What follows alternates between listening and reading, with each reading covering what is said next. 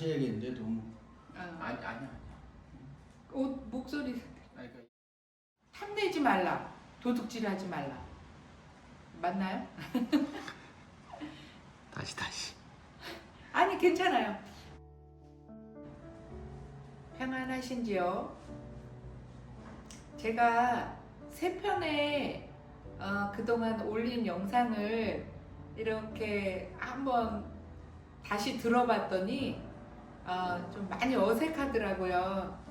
보니까 제가 너무 말도 또박또박하고 또 목소리도 크게 내고 그리고 또 실수도 안 하고 잘 하려고 하다 보니까 어떤 분위기냐면 너무 아나운서처럼 소리를 내려고 노력한 것 같은 그런 느낌이었어요.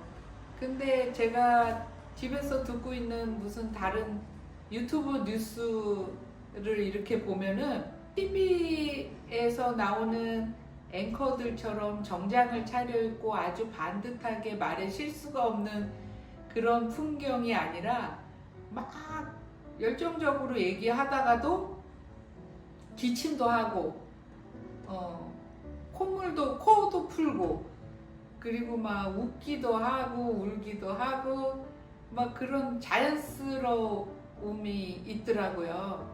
근데 제가 또 유튜브를 찍으면서 또 TV 아나운서처럼 너무 경직돼 있는 거 아닌가라고 생각을 하니까 이거를 자연스럽게 좀 하고 싶다라는 마음이 있었는데 또 그렇게 마음을 먹고 나니까 자연스럽게 하는 건 또 어떻게 하는 거지? 그것도 쉽지가 않습니다. 그리고 제가 오랫동안 이게 가르치는 직업에 동사하다 보니까 제 말투가 조금 가르치는 듯한 말에 성향이 있다고 얘기를 들었어요. 그래서 그것도 조금 이해를 해달라는, 그래서 듣는 분들이 불편하지 않았으면 좋겠는데 하는 걱정이 살짝 생기더라고요. 그렇지만 저도 제가 전하는 말씀을 들으시는 분들에 대해서 무척 궁금함이 많아요. 어떤 연령대이실까? 그 다음에 가족 관계력은 어떠실까? 일은 하실까? 안 하실까? 그 다음에 성경을 어느 정도 알고 계시는 분일까? 이런 여러 가지 궁금증이 한 분 한 분을 향해서 있습니다. 그러나 그런 궁금증을 넘어서 모두가 이 하나님이 태초에 만드신 가족사, 가정의 역사를 통하여서 하나님이 왜 가정을 만드셨고 또 사람을 만드셨고 또 우리에게 이런 말씀의 기록의 성경을 주셨는지 그런 정황을 알게 된다면 우리가 이 마지막 때를 살아가는 데 있어서 정말 평안하고 진리를 아는 그 기쁨으로 하나님의 자녀다운 권세를 가지고 잘 살아내지 않을까, 그런 마음들이 열리기를 바라는 마음으로 오늘도 시작해 봅니다. 에덴 동산에 아담과 그의 아내가 행복한 신혼생활을 하고 있었죠. 그런데 어느 날 갑자기 뱀이 나타나서 여자를 거짓말로 속이고 그들이 결국 죄를 짓게 되었어요. 하나님이 먹지 말라 한 선악과를 먹게 되었죠.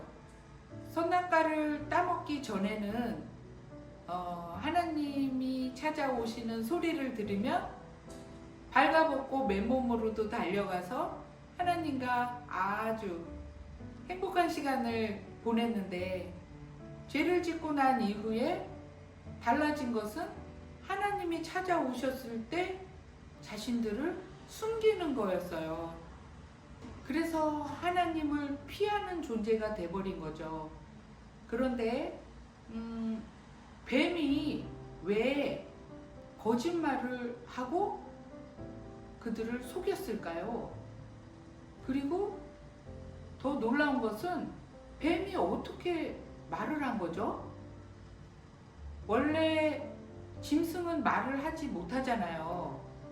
그런데 말을 하는 존재를 우리가 알고 있듯이 말을 하는 존재는 하나님, 천사, 사탄, 그리고 사람이잖아요. 근데 이 네 존재는 또 다르게 표현하면 영의 존재잖아요. 영의 존재. 그런데 하나님이 지으신 모든 생물들은 영이 없었죠. 육의 존재였죠. 그런데 사람에게만 하나님이 지으신 후에 생기를 불어넣어 생영의 존재가 됐기 때문에 우리 사람들은 육의 존재도 되고 영의 존재도 될 수 있었죠. 그래서 하나님이 만드신 그 땅을 다스리고 살기도 하지만 또 하나님과 교통하고 함께 살 수 있는 그런 존재도 됐었죠. 그런데 뱀은 그런 존재가 아니었는데 사람에게 나타나서 거짓말을 한 거죠. 뱀이 왜 그럴 수밖에 없었을까? 원인과 이유는 다음 편에서 말씀해 보기로 하고, 오늘은 뱀이 어떻게 말을 할 수 있었나? 이거를 따져볼 때 우리가 성경에 자세한 정황은 적혀 있지 않지만 성경 전체의 맥락을 봤을 때 그것이 사탄이 그렇게 했다고 우리는 알고 있잖아요. 그래서 사단이 뱀에게 들어가서 뱀이 말을 했던 거죠. 그리고 사람이 죄를 짓게 한 거죠. 그런데 그 말을 할 수 있는 것에 대해서 간혹 어떤 분들은 그런 말도 하세요. 동물들도 사실은 짐승들도 말을 한다. 그런데 인간이 그걸 못 알아들어서 말을 못 한다고 생각할 뿐이다. 라고 말씀하시는 분도 있더라고요. 그런데 우리가 보면 아기를 낳으면은 아기들이 처음에 말을 못하고 울잖아요. 그리고 웃기도 하잖아요. 그래서 우리는 그것을 울음소리, 웃음소리라고 말을 하죠. 그러다가 조금 더 자라기 시작하면서 귀에 듣던 많은 소리들을 접하고 그것을 인하여서 처음 엄마를 말하고 또 아빠를 말하면서 이제 말문이 트이기 시작하잖아요. 그런 거를 보면 짐승은 수천 년의 역사가 지나도 그런 단계를 밟지 않는 거 보면 말을 하는 건 아니고 짐승들이 내는 것은 소리다라고 생각하는 소리, 신호, 울음소리. 그래서 짐승들이 소리를 내면 울음소리라고들 하잖아요. 그렇듯이 사람이 말을 할 수 있는 그 특권을 하나님이 주신 거죠. 그래서 인간에게 이 하나님이 지으신 모든 세상을 다스리고 관리하라고 했는데 그 사단이 우리가 알고 있듯이 원래는 천국에서 하나님을 찬양하는 천사장이었고 천사장의 무리였다고 하는데 하나님의 보좌의 그 영광을 시기하여서 하나님의 보좌보다 더 높은 곳에 우뚝 서고 싶은 그 시기심 때문에 하나님께 대적하다가 쫓겨난 대상이 우리가 사단이라고 알고 있잖아요. 그런데 이 아름답게 창조된 이 세상을 하나님이 누구 손에 붙이셨냐면 사람 손에 붙이신 거죠. 그리고 생육하고 번성해서 내가 만든 이 세상에 충만하라고 그랬는데 그것을 사단이 어떻게 해서든 빼앗고 싶다 보니까 사람을 죽이고 싶었을 거예요. 그 땅 가운데서 없애고 싶었을 거예요. 그런데 그 안에 하나님의 영이 있었기 때문에 어떻게 해볼 수가 없는 거죠. 사단의 힘으로서는 사람에게 들어갈 수도 없는 거죠. 그래서 하나님과 사람 사이를 거짓말로 이간질해서 사이가 자동으로 영의 존재가 끊어지고 나면 자기가 사람을 함부로 할 수 있다고 생각했을 거예요. 그래서 거짓말을 했는데 그것이 그만 성공을 하고 말았어요. 그런데 오늘 주목하고 싶은 얘기는 뱀이죠. 뱀이 어떻게 말을 했나? 그런데 사단이 하나님이 만드신 그 많은 생물들, 짐승들 중에 뱀을 선택한 거예요. 뱀을 왜 선택했는지 모르지만 성경 말씀에 하나님이 그 단서를 정확하게 팩트를 남겨놓으신 거죠. 그것은 여호와 하나님이 지으신 모든 들짐승과 기는 것들 중에 가장 뱀이 간교하다고 말씀하셨어요. 그러니까 이 사단이 자기를 대신해서 자기의 일을 대신해 줄 수 있는 것을 두루 찾았겠죠.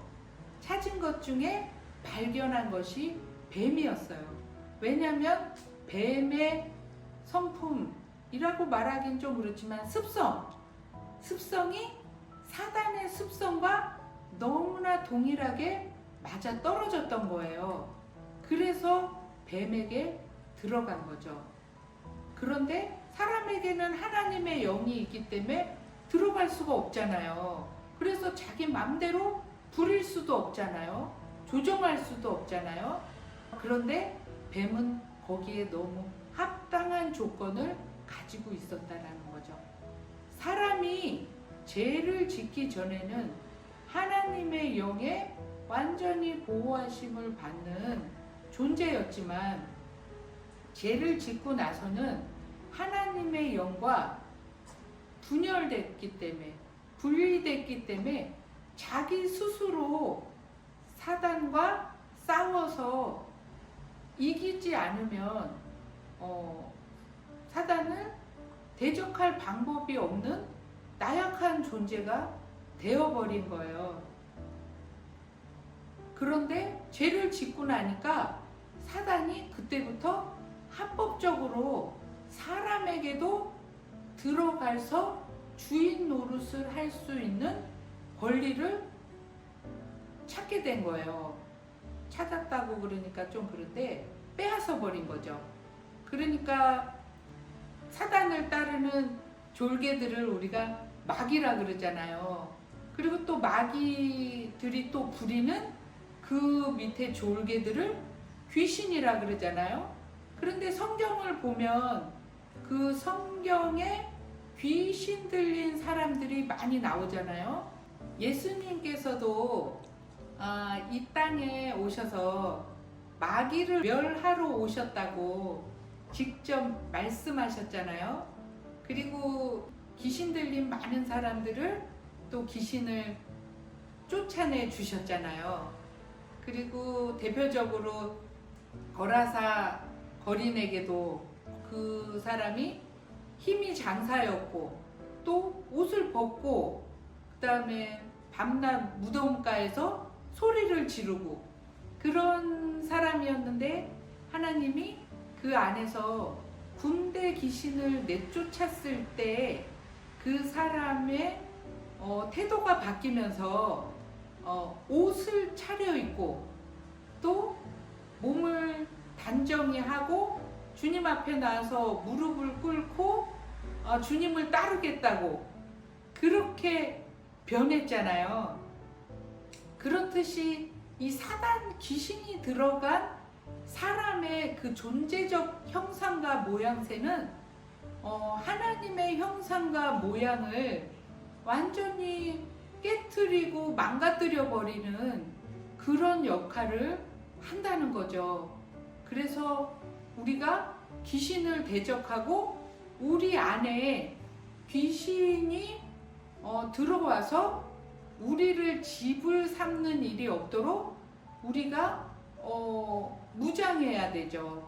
그래서 하나님께서 당부하시는 일이 거룩해야 된다라고 하셨지만 아담과 하와에게 있어서만큼은 그런 완벽한 조건이 이미 다 부여된 상태에서 선악을 알게 하는 과실을 먹지 말아라 하는 이 한 가지만 지키면 아무 문제가 없는, 어떻게 보면 너무 쉬운 법이었죠.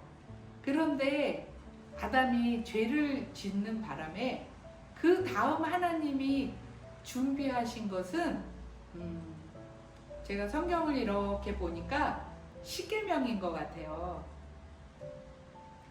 십계명. 그래서 한 가지가 10가지 계명으로 늘은 거죠. 십계명을 이렇게 읽어봤더니 5가지로 나뉘더라고요.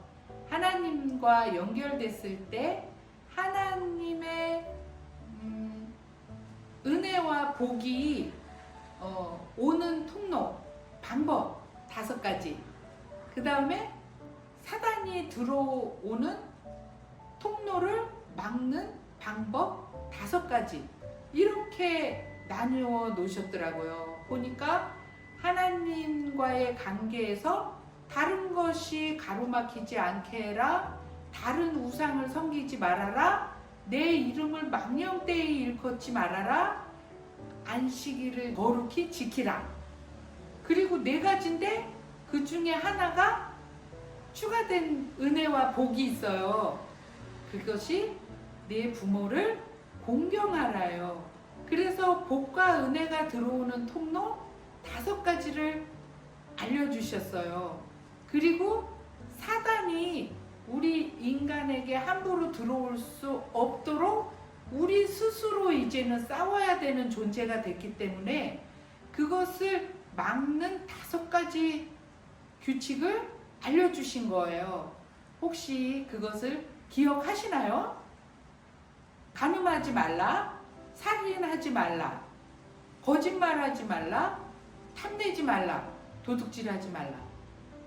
이 5가지 여러분들이 직접 한번 읽어보셨으면 좋겠는데, 이 5가지 중에 제가 오늘 특별히 하고 싶은 말이 바로 거짓말이에요. 이 거짓말이 사단이 태초에 제일 먼저 사용한 무기였다라는 거죠. 그래서 이 거짓말 하나로 정말 이루어낸 것이 사람과 하나님 사이를 끊어놓은 거죠. 이간질을 한 거죠. 그 다음에 분열을 한 거죠. 그리고 그 사이에 자기가 끼어 들어와서 이 땅에 있는 모든 것들을 자기 것으로 만들려고 했던 거죠. 이 거짓말의 위력은 정말 엄청난 것 같아요. 거짓말을 해서도 안 되지만 우리가 속아서도 안 되잖아요.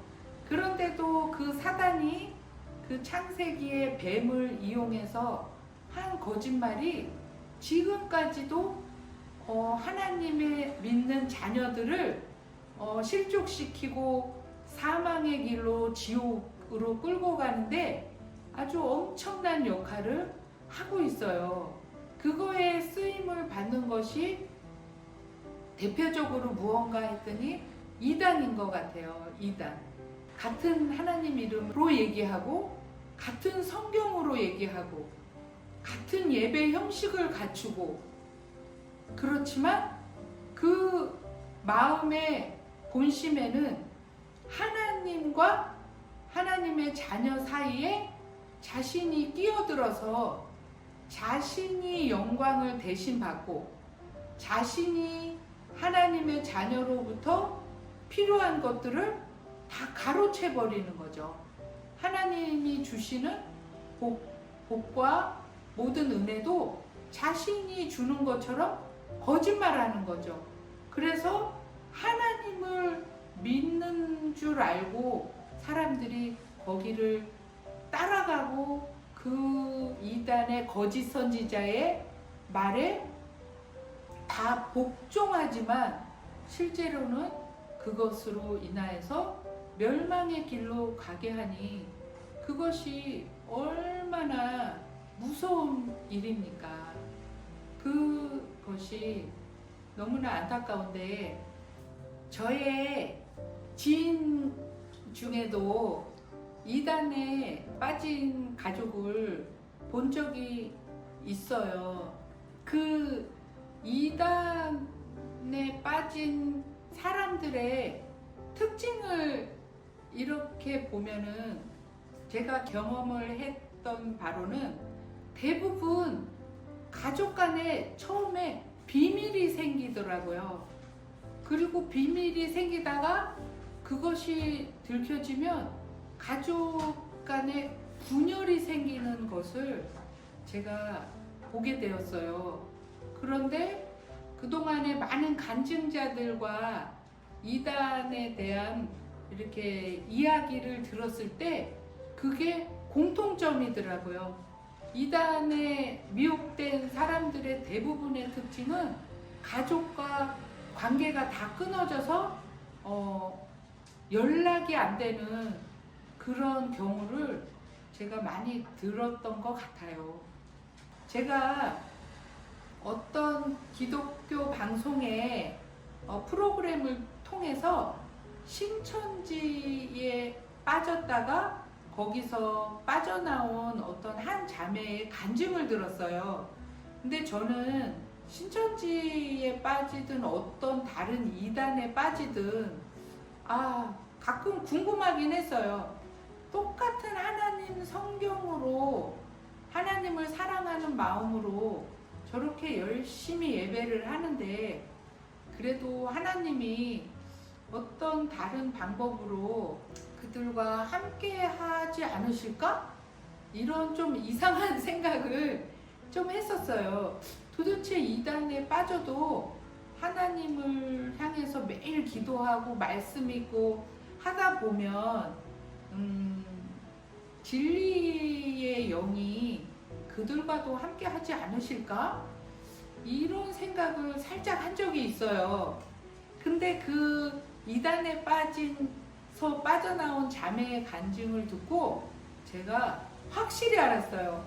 이단은 정말 하나님이 가증히 여기고 정말 지옥에서 가장 뜨거운 불맛을 봐야 되는 아주 나쁜 영이다 라고 확신했어요. 왜냐하면 그 자매가 신천지에 빠져서 하나님을 위해서 성경 공부를 엄청나게 열심히 하고 또 전도를 엄청나게 열심히 하기 위해서 직장도 그만두고 교회에서 살았대요.